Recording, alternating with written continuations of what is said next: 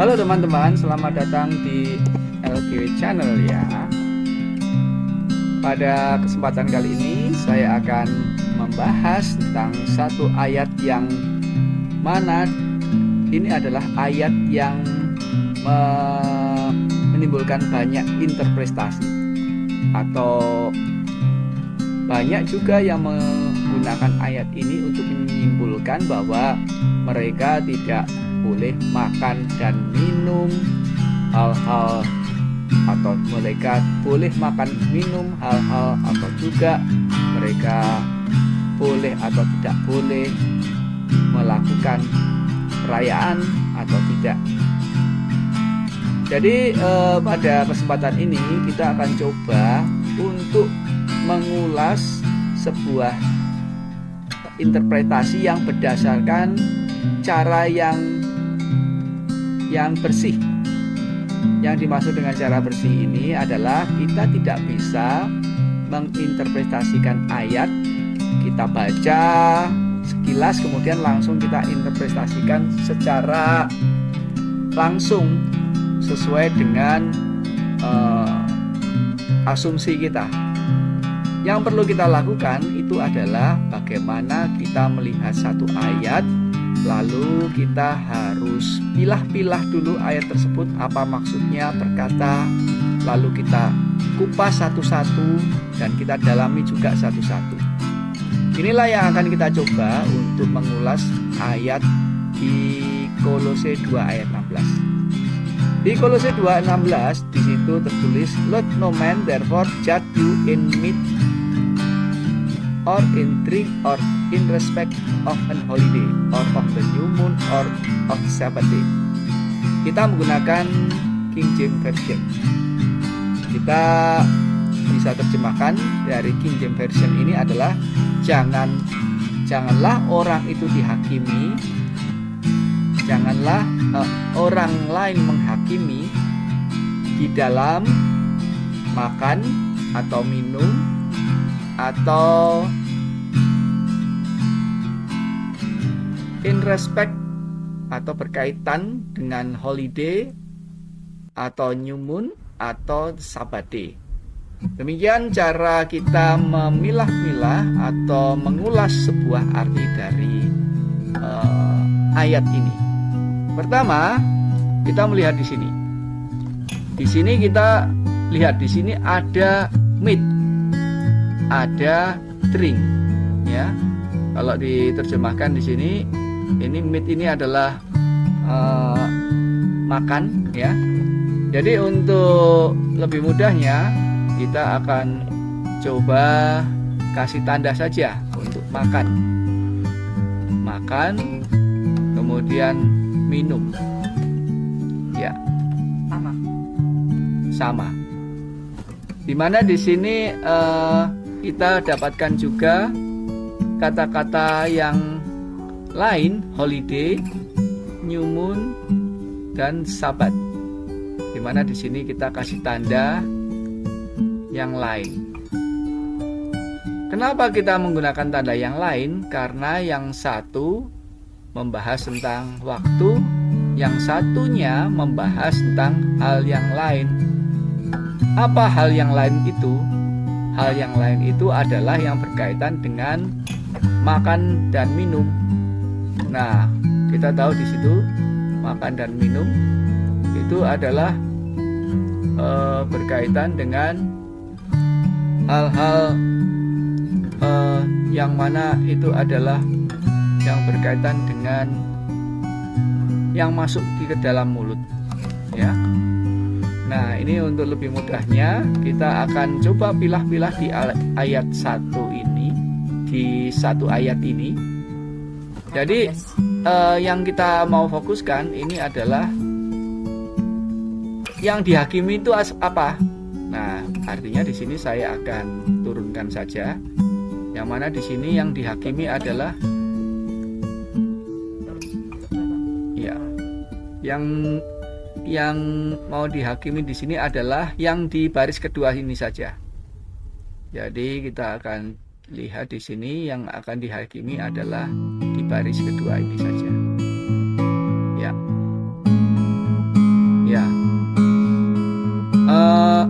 kita akan melihat di sini bahwa di situ ada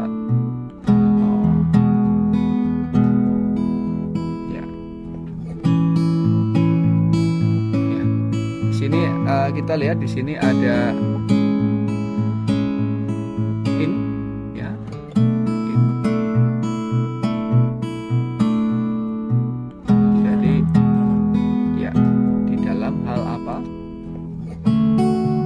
Ya, kita lihat di sini ada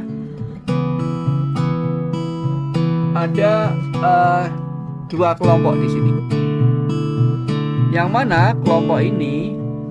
Saya bisa bilang yang satu ini adalah kelompok yang masuk di mulut, with drink. Yang kemudian di bagian bawahnya ini adalah kelompok yang berkaitan dengan waktu. Apa itu? Yaitu holiday. Ya. Kemudian ada holiday, kita kasih warna biar kelihatan ya. Saya kasih warna aja di sini kuning. Kemudian ada new moon. Kemudian ada the Sabbath day. Oke. Jadi hal-hal ini itu berkaitan dengan apa tadi? Waktu. Oke. Jadi kita punya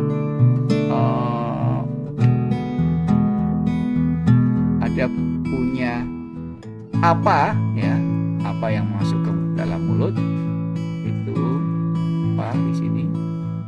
Nah, ini berkaitan dengan apa. Kemudian di sini yang lain itu berkaitan dengan waktu, kapannya. Iya, di sini. Ini berkaitan dengan waktu. Nah, dari kesimpulan sementara ini,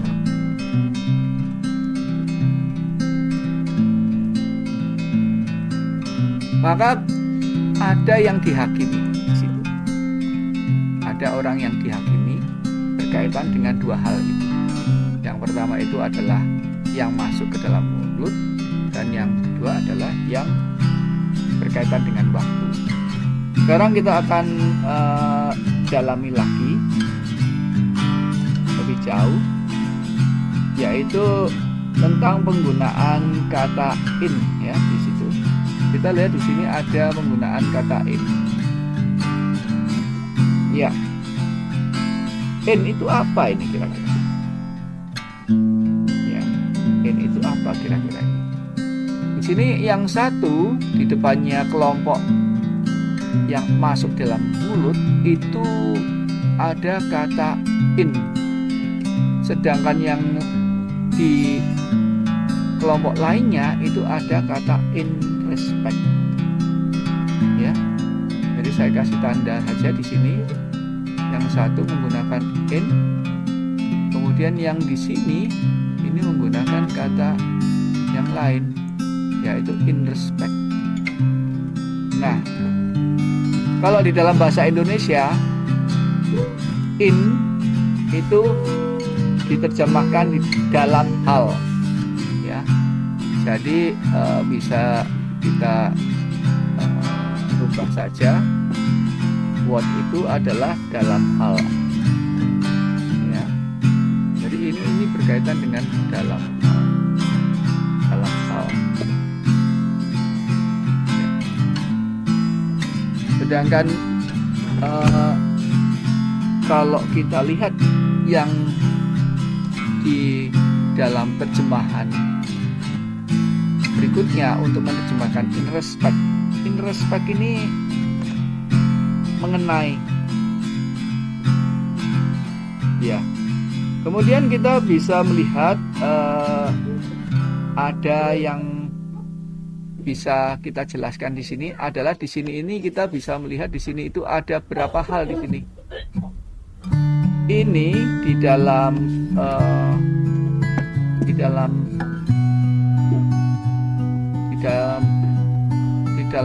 ayat ini itu kita melihat di sini ada 5 hal. Ya. Tadi saya ketikkan saja di sini, ini ada 5 hal. Ada 5 hal di sini. Ya, ada 5 hal.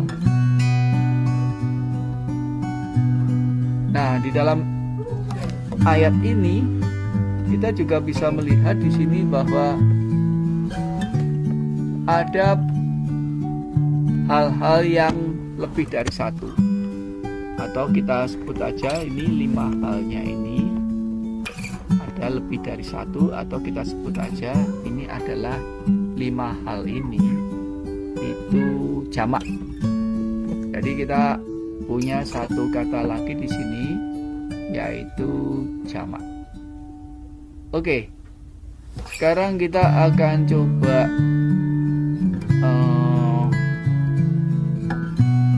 dalami lagi, yaitu dengan menyertakan ayat berikutnya, dimana di situ kita tahu dimana di situ ada yang mana di situ ada kata ar di ayat 17. Ayat 17 ar ini menjelaskan hal-hal atau 5 hal yang ada di ayat 16 ya. Jadi kita bisa tekan di sini. Ini adalah 5 hal di ayat 16. Oke.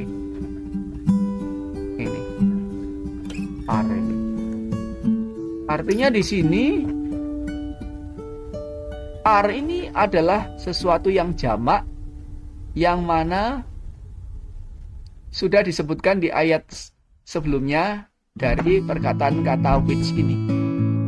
Jadi ini untuk lebih jelasnya ini saya kasih tanda aja.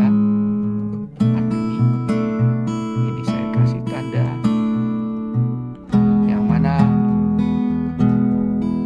ar ini menjelaskan 5 hal di ayat 16. Which ini menjembatani 2 ayat.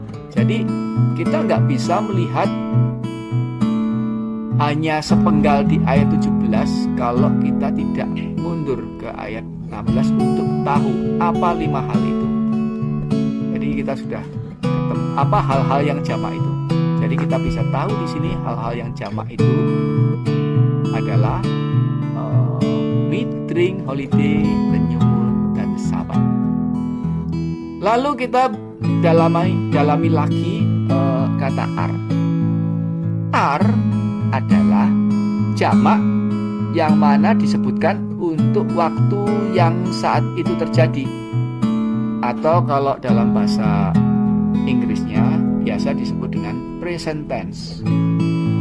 Jadi kita dapat informasi bahwa 5 hal di ayat 16 itu diucapkan mengenai sesuatu yang terjadi pada saat itu atau present tense. Jadi saya kasih informasi lain bahwa ini adalah present tense atau sekarang. Oke, kita tambahkan di sini. Ini.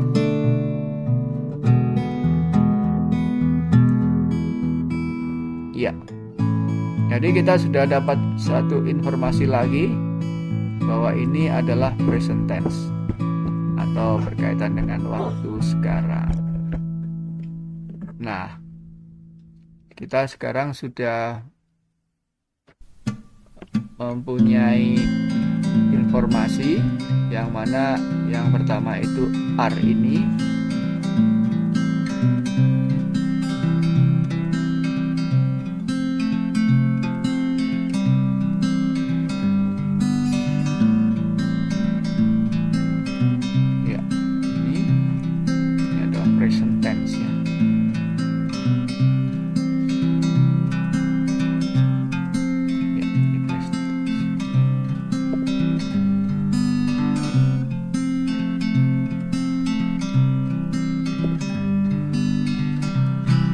Mari kita lanjutkan lagi. Sekarang kita akan gali lagi lebih dalam, yaitu kata shadow. Shadow ini menjelaskan yang ada di mana itu shadownya. Shadow artinya di sini suatu shadow. Shadow itu adalah bayang-bayang. Yang mana shadownya itu adalah yang jamak tersebut. Jadi kita bisa bilang di sini 5 hal ini adalah shadow. Ya, seperti itu. Nah, 5 hal itu adalah shadow.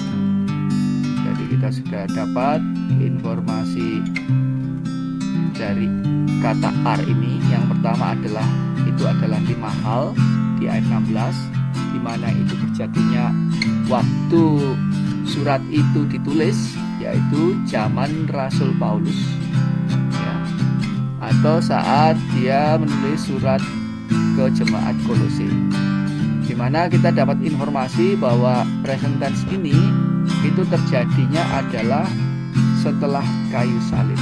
Jadi saya bisa kasih satu lagi tanda, yang mana di sini adalah setelah kayu salib. Ya. Jadi bisa kita bilang ini kejadiannya adalah setelah kayu salib. Ya. Jadi terjadinya bukan sebelum kayu salib. Nah, ya, saya kasih tanda seperti ini aja. Nah, dan kita tahu bahwa setiap shadow itu mempunyai yang menyebabkan shadow. Ya, kita tahu itu bahwa setiap shadow itu mempunyai yang menyebabkan shadow. Nah, di situ kita bisa lihat bahwa yang menyebabkan shadow di situ tidak dijelaskan secara detail, tetapi dilihat dibilang bahwa ini adalah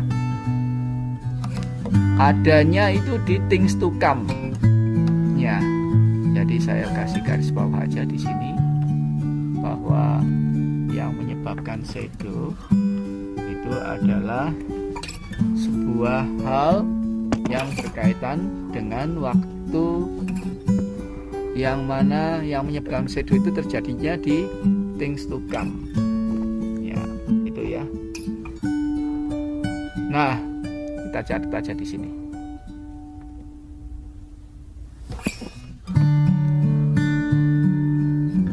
Shadow kasih warna saja di sini abu-abu. Itu terjadinya things to come. Yang menyebabkan shadow itu terjadinya things to come. Ya. Ya. Nah, kita belum bahas by the body is Christ, itu kita belum bahas. Ini kita potong saja. Kita akan bahas di lain kesempatan. Ya.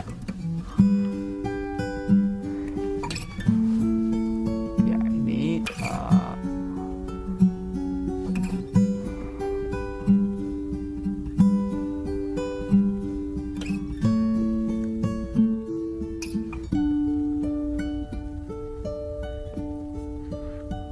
ya, seperti itu. Nah, sekarang kita bisa lihat di sini bahwa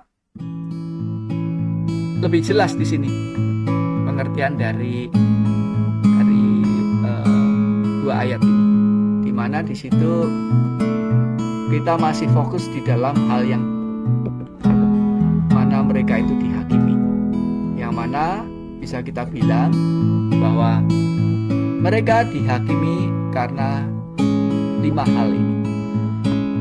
5 hal, yang mana 5 hal ini itu terjadinya di saat Rasul Paulus menulis surat ke jemaat Kolose, yang mana di situ bisa kita sebut sebagai sekarangnya ya, saat Rasul Paulus menulis.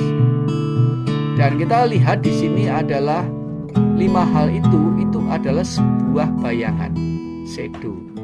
Dan sebuah bayangan tersebut disebabkan oleh bayangan yang adanya di things to come atau di waktu yang belum terjadi. Itulah yang bisa saya ulas di sini. Nah, sekarang pertanyaannya, ada berapa kemungkinan mereka dihakimi dengan menggunakan pengertian ini? Jadi dari sini kita bisa lihat bahwa ternyata ada banyak kemungkinan ya, mereka dihakimi. Kemungkinan pertama, mereka dihakimi itu karena makanan yang dilakukan yang in respect di hari-hari raya. Itu kemungkinan pertama. Atau mereka dihakimi berkaitan dengan minuman yang dilakukan in respect ini di saat hari-hari raya atau New Moon atau Sabbath Day. Nah, itu. Nah, kemudian yang bisa kita jelaskan yang berikutnya itu adalah mereka bisa saja dihakimi pada hari-hari raya, dan di hari raya itu mereka juga melakukan meat drink atau makan minum, bisa di hari raya atau bisa di New Moon atau di Sabbath Day. Itu kemungkinan yang berikutnya lagi ya. Nah, dari sini kita bisa melihat bahwa banyak sekali kemungkinan mereka ya. Nah, untuk lebih jelasnya kita akan coba dalami, tetapi nanti dulu ya, ada waktunya untuk mencari jawaban manakah mereka itu dihakimi, karena kita harus paham ini dulu gitu ya. Nah, sekarang kita akan ulas lagi ya, review lagi dengan sebuah pertanyaan. Saya akan coba beri pertanyaan, siapakah yang tulis buku Kolose ini? Ya, silahkan jawab di komen. Pertanyaan kedua, kapankah si penulis menulis buku Kolose? Nah, di sini clue-nya itu ada ini, ada simbol ini, ada simbol warna biru ini. Oke. Ya. Nah, kemudian yang berikutnya, artinya sekarang ini berlaku bagi mereka yang hidup. Titik. Nah, ini juga jawabannya ada di dalam gambar lambang ya. Nah, sekarang saya melangkah lagi dengan pertanyaan berikutnya.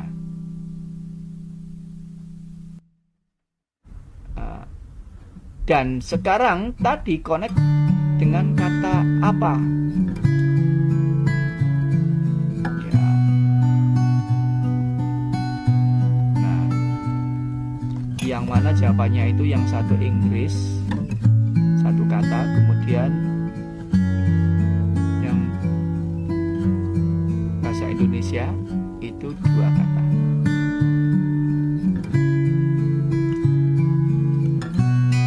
Nah, kemudian pertanyaan terakhir, artinya setelah kayu salib ada apa yang kita lihat?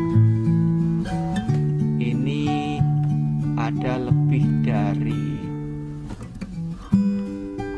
5 kata dan mana di situ dijawab dengan bahasa Inggris sesuai dengan ayat itu. Nah, selamat menjawab ya pertanyaannya. Silakan jawab di komen. Udah ditulis dong. Ya. Nanti bisa ditulis lagi ya. Bisa lihat di deskripsi. Nah, demikian pelajaran kita yang mana kita sedang membahas Kolose 2:16 dan 17 di part pertama ini. Kita akan lanjutkan di part kedua. Terima kasih. Di serinya namanya apa? Serinya kita bisa kasih nama sesuai dengan apa yang tertulis di ayat 16 ini. Ya. Let no man therefore judge you. Gitu. Oke? Ya. Terima kasih. Selamat berjumpa lagi.